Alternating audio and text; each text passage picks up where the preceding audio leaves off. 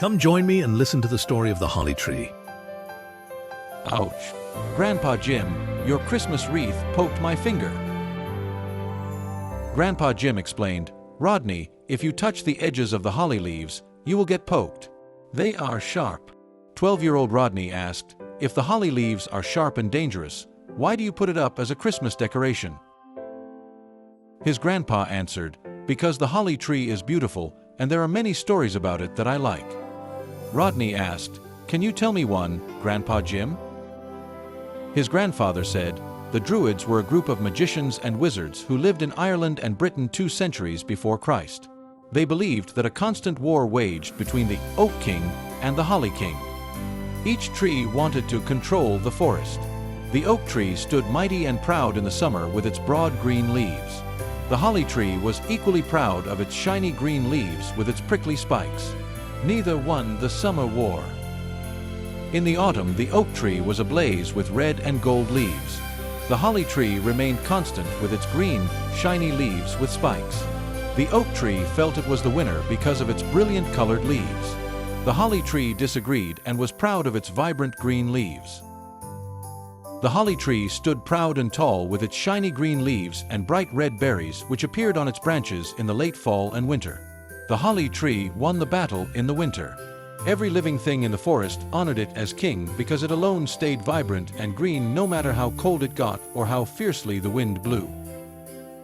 What is another story, Grandpa Jim? People in Britain, Ireland, and Gaul, which is now parts of France, believed that the holly tree contained great powers. When Roman soldiers returned to Italy after serving in Britain, they brought the tradition of the holly tree with them. They, like the Druids and the Celts, believed that the holly tree brought good luck and good health. Because of that, people all over Europe decorated their homes with holly branches. People believed that the holly leaves and berries brought them good luck and that it protected their homes from lightning bolts and from witches. Everyone, even the poorest families, always kept holly wreaths and branches in their homes. Did it work, Grandpa Jim? Did the holly branches really stop lightning from hitting their homes, and did it keep witches away? It must have worked because people kept doing it for centuries. I keep a wreath on my door and lightning hasn't hit my house even once. Rodney asked, do you think it was because of your holly wreath? Grandpa Jim replied, no, but why take the chance? Rodney asked, what else can you tell me about the holly tree? Grandpa Jim said, during the years after Jesus Christ died, missionaries preached to people all over Europe. They hoped that the people who became Christians would leave their old traditions behind, but they soon found out it was easier to bring the new teachings and mix them in with their old traditions. Rodney asked, like what, Grandpa Jim? Grandpa Jim said, the missionaries wanted the people to believe in the power of Jesus Christ to keep them safe and healthy, and not the power of the holly tree. It is not known how this legend started, but the story is told that the Roman soldiers were sent to the forest to chop down a tree to make a cross for Jesus. When the axe struck the cypress tree, it burst into splinters. The same thing happened when the axe struck the Jerusalem pine tree and the sycamore fig tree. All the trees splintered into kindling wood because these trees refused to be the wood for Jesus' cross. Only the holly tree humbled itself and allowed itself to be cut down and formed into a cross. The holly tree, which had been part of pagan worship, now became the holy tree because it alone allowed itself to be the cross on which Jesus was hung. Is that true, Grandpa? Rodney asked. Stories and legends say it is true, but there is no proof.